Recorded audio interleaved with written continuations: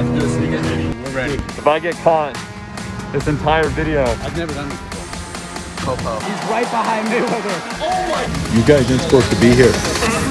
Go, go, go.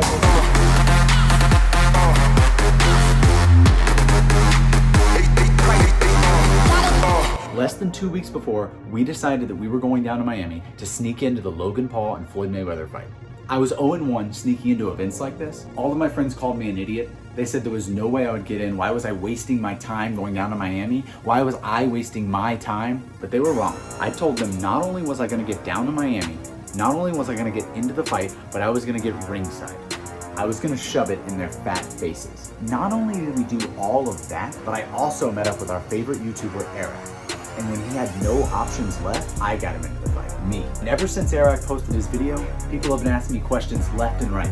How was I so confident when I had already failed once before? How did we figure out how to sneak in? How did we end up meeting up with Airrack when I have less than 100 subscribers on YouTube? Why did he need us to get in? Why was I wearing a Domino's uniform? I'm doing a YouTube, it's like a bit. It's like my thing. Trying to get this done so I can get it out this week. It came down to a few important factors: preparedness, preparation, and preparativity. But I know you want the details. So this is how it went down. I got the next video idea. We're sneaking into Logan Paul versus Floyd Mayweather. We don't have a solid plan yet, but we're thinking about going to Miami next weekend. Dude, you should come. Yeah, you're a good talker. You need somebody with a specific set of skills. Yeah, I'm 100% down. Now, there are no guarantees when you're sneaking into an event like this, and I needed to make sure that if I went down to Miami, I at least had some good content. I reached out to every member of Airrack's team through every medium I could find to get in touch with them. I was hoping that we could get them some disguises and help them get in. Maybe they could help us get in, and either way, I'd have a good video. So Friday morning, we get in the car, get ready for a 10-hour drive down to Miami. And no, I had not heard back from Airrack. I expected getting into the stadium to be a challenge. I didn't think our troubles would start on the way down there. But about 2 hours in, our AC went out. It was literally 100 degrees outside, and pretty soon we were drenched in sweat. We were just way too sweaty and wet, so we just stopped and changed. And now we're on the road again. Once we got moving out of the traffic, we didn't have to worry so much about the heat, but then we didn't notice that we were running out of gas. About a mile and a half until a gas station. I'm coasting as far as we can, and then we're gonna go get gas. We're not gonna make it. All gas, no brakes, baby. My hat just flew off in the wind when I was crossing the street. Got your hat! It's like 1,000,000 degrees in the car now. AC, so. By the time we got to Miami, we were completely exhausted. We went straight to our hotel room to get some rest for the next day. It is about noon o'clock on Saturday. Fight's tomorrow night. I'm keeping my big hat on, staying incognito all day so that no one recognizes me. I don't want fans, swarming me. Let's start off with a Monster. I'd like to thank Monster for sponsoring this video. Whenever I need to pick me up, I go straight to the Monster. I probably drink 3 to 4 of these a day. I really prefer the pink ones. They sent us these orange ones. Thanks anyways. All right, we're going to fuel up and get some breakfast. Then we're gonna go scout out the venue, see if we can find any weak points to get in. It's completely gated up. There's no way to just walk in. Basically, there's fences locked up. The roadways to get in are blocked. There is one spot with like a guard lady to let the employees in. Can you come in and take pictures right now? You can take pictures right here, it's fine, but you can't go in. I can go up there and do it though? You can't go. I'm coming to the event tomorrow. Do you know what time the parking lot opens up? I'm gonna try and get here early and get some pictures. You can come as early as 4 hours. All right, that sounds good. All right, thank you. After having no luck at the stadium, we headed over to Walmart. Well, the Walmart we were at was 100 yards from the stadium. While we were pulling out, we saw some kids that worked at the stadium. So I pulled them over. I tried to get some tips from them. They weren't super helpful. I asked if I could take a picture of the dude's ID. He said no, rejected. It's almost 5 o'clock. The weigh-ins are at 5:30. We still got to get into this Hard Rock Casino and make it to the weigh-ins. Hopefully while we're there, we can see someone, all access pass or some sort of pass. We're gonna keep our eyes open, see if we can figure anything out. Weigh-ins were a complete waste of time. We spent 45 minutes waiting for the fighters to come out, and they were only on stage for 5 minutes. Then we waited outside until the entire arena had cleared out and didn't catch a glimpse of even a single pass. Nothing that would help us get in the next day. Our whole day was based around getting info that would help us get into the fights. We had made no progress whatsoever. Now we were frantically headed to the airport to go pick up Steve and Lorian. I had one last hope. I had given Steve and Lorian one job: to scour Instagram to see if anyone on either side, any attendees, any VIPs, posted a picture of their pass. It was a long shot, but I thought maybe. But when you want a job done right, you do it yourself. So I had already looked at every single person's Instagram, and there was no pass to be found. We just picked up Steve and Lorian from the airport to South Beach. That's when I got the best news that I had heard all day. Steve and Lorian actually did find a pass. While I was looking at everyone's Instagram on either side of the fight, I missed out on two very important people: Logan Paul and Floyd Mayweather. In one of Floyd's stories, Lorian spotted the pass just for a second, but was able to get a screenshot and recreate it perfect. She had already printed out the passes. All we had to do was laminate them, put them on a lanyard, and we'd have one option to get in. We at least had one plan. So we decided it was time to enjoy the Miami night, and we did. The next morning, we started way behind schedule. Our plan was to get there before the parking lot even opened. We wanted to see the employees arrive at the stadium so we could see exactly what they did and have another chance at seeing the employee passes. It also didn't help that Steve and Lorian's hotel was almost an hour away in the opposite direction of the stadium. Miami is huge. Some of us seem to be in more of a hurry than others. Yo, can we stop by Dunkin' Donuts? 4:10 p.m. Gates open at 5. When I arrived, I was surprised to see that they hadn't even opened up the parking lot yet. Oh, it's all gated up. Every gate's closed. Turn right. Ah, this is closed. Why are all the roads still closed this close to when the gate opens? Go. I'm pretty sure. I think the gates open at 5. Like, you should be able to park by now. Let's ask this guy. Hey man, what time do the gates open? 5 o'clock. 5 o'clock? Yeah. So you can start parking now? Yeah, it's up to you. We could start scouting out and figure out exactly what we were gonna do. I still had my laptop, so if we came up with any more ideas, I could still make a pass and get it printed out. While I went and scouted out the stadium, the team went to Walmart to go get any last minute supplies. I made note of anyone I saw that looked like an employee. Once I found a couple, I tailed them from a distance to see exactly where they went in. I needed to know what our entrances are. What were our options? I moved over to the media section. I found a photographer, I watched him pick up his media pass and then go through the media entrance. Then I headed over to Will Call to see exactly what the processes were to get a pass or a ticket. As soon as I walked up to Will Call, I saw someone get turned away for their passes. It seemed like they could use my help, but for some reason when I approached, they seemed a little apprehensive. There are mafia members out here everywhere. They're kind of blowing my cover. If you need them, I printed out some all access passes. Oh, you I've also did? got uniforms for that are just like the stadium. Are you gonna try to go in with one? I'm gonna try to. What are you doing over there? I'm just kind of scouting. What's your name? I'm Mackenzie. Mackenzie. Yeah. The freaking mafia over here. I couldn't believe it. I knew that my favorite YouTuber was gonna be at the fight sneaking in. We were gonna be at the same place, but what are the chances that at his time of need, I walk up and I have the perfect solution to get him in? So I was here to help. I called and let the team know that we were headed back their way. All right, Mackenzie, Oh, what's my up? new best friend. Hell yeah. What do we have here in the car? Dude, so I have actually a few different disguises. I've got a Domino's delivery guy outfit. Okay. I've got the the uniforms of the guest experiences people at the Hard Rock Stadium. Okay. And then I've also got a Showtime polo, like similar to yours. Okay. And I've got hats that go with each disguise too. Wow, you really went for it. Oh, I'm all in, dude. I got all access passes. We got those off Floyd Mayweather's Instagram. That's Match pretty for his. smart. I got my laptop in case we need to make any other documentation. That's sick. You just come out here and do this type of stuff? I've never done this before.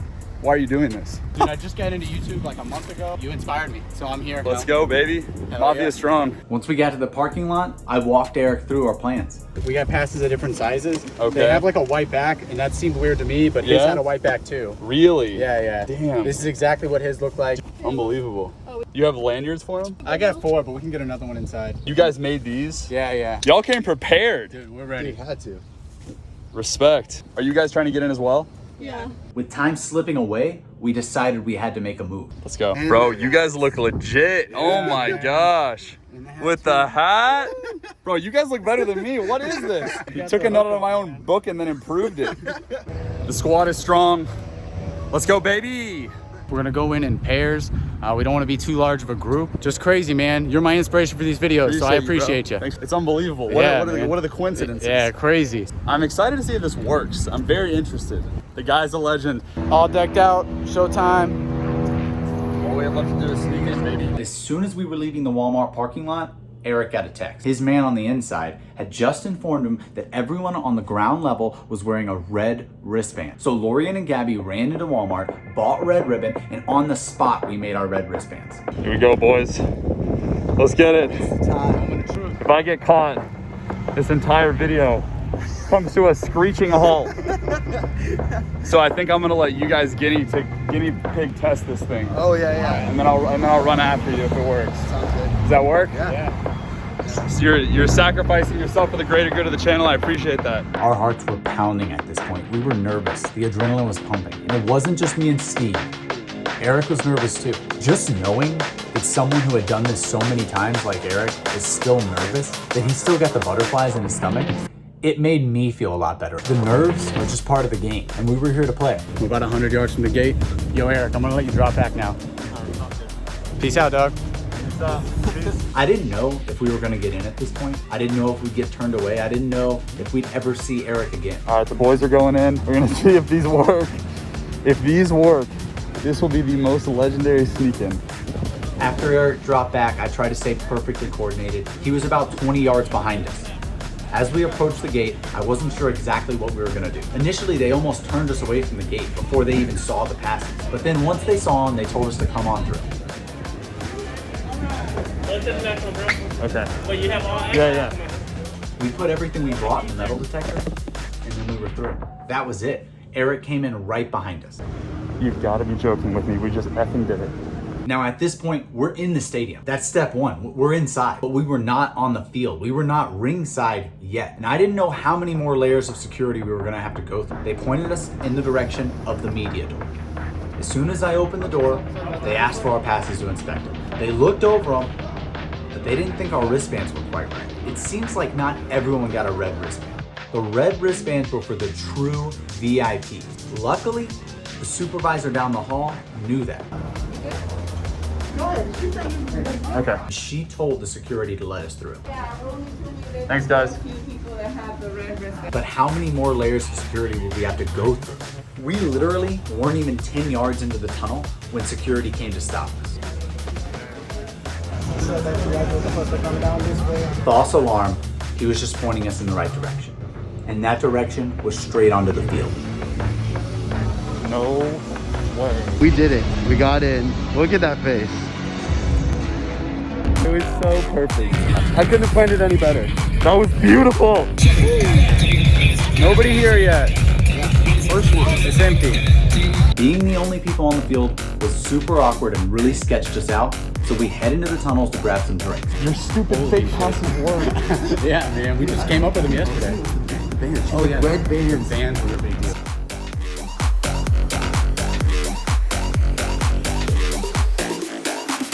While we were back there, Gabby called me and let me know they didn't get in. The passes weren't good enough on second look. Now, not only were Gabby and Lorian not in the stadium, the security was looking for us. We decided to take the polos and the pass off so that we'd be harder to find. Knowing that we had over 6 hours until the main event started, Eric said the best thing to do was just to lay low. He suggested we go to the corners of the stadium and just wait it out, come back to the ring when the main event was starting. He still needed to meet up with his team so that they could accomplish their mission, and we had a new mission of getting Gabby and Lorian inside. I gotta ask, how are you feeling right now? Dude, it's just, it feels good.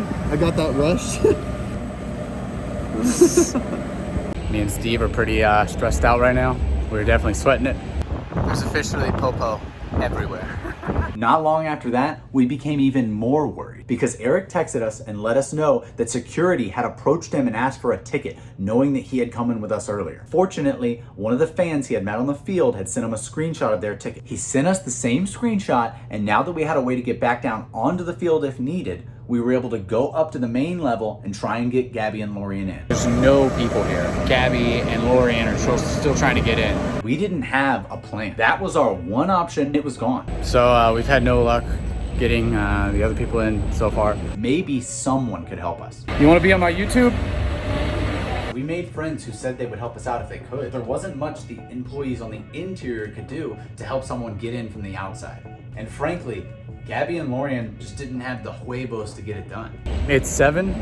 The main event is at midnight.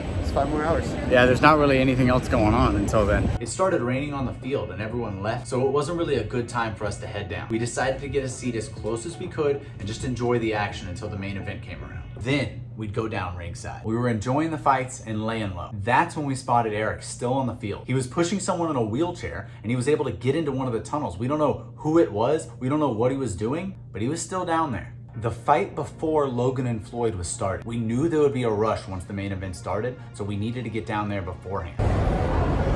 All right, we tried going straight down and we were immediately stopped with the tickets on our phone. We got to take the tickets, go get wristbands, and then try to get back down there. We have these red wristbands on, but I don't know how those worked before because they're not even right. Of course, for the first time that night, it was a knockout and the fight ended early. Floyd and Logan would be coming out any minute. We literally sprinted to the wristband table. We went to go get the wristbands, but we just have a screenshot of the ticket, so it didn't work. No barcode, no go. I didn't think they'd want to scan our tickets again, but they tried to, and there was no barcode on the screenshot we had. When we heard that the walkouts were about to start, we knew it was time to go find the best seat we could. Once the walkouts are done, I'm gonna really frantically go to one of the floor accesses, and they might say, dude, you gotta go get a wristband, and I'm gonna say, dude, I'm gonna miss the main event, please. We watched Logan Paul's walkout, and now it was time for Mayweather's walkout.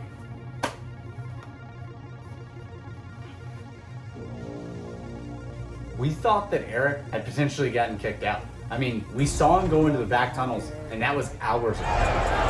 We had a large part actually to play in this. He's right behind Mayweather. Oh, how did he do that? Oh, I cannot believe this. So right after the walkouts, before they even announced the fighters, we started going to every gate we could find, every stair that went down to the field, and we checked in and see if they could let us down. Probably the first 5 people rejected me. They told me I had to go get the wristband, they couldn't do anything. Then I found an employee that I was friends with. I walked down to his section. He said, I will let you right down onto the field, but his section didn't have access to the field. It was the only one I saw like that. We ended up just taking a seat there, and we just enjoyed the show. And that was that. What an experience. and now I have I got all the tips for next time. We made friends. We made a lot of friends. Yeah, we made a lot of friends, dude. All right, we're dipping. Yeah, my phone's dead, so we're just gonna go home. Is this a vlog? I don't know. I don't know. What I didn't know until after the fight is that this would be Airrack's last. I'm gonna be retiring from sneaking into fights. As a fan myself, it was devastating. If only he had a clear successor to carry on his legacy. But who? Who out there has the skill? He took a note out of my own book and then improved it. Who has the courage to take the reins and lead? You're sacrificing yourself for the greater good of the channel. I appreciate that. I mean, this person would have to be a legend in the making. This will be the most legendary sneak-in. The guy's a legend. The legend. Legend. Anyway, if you find somebody, let me know. Hopefully, they can deliver.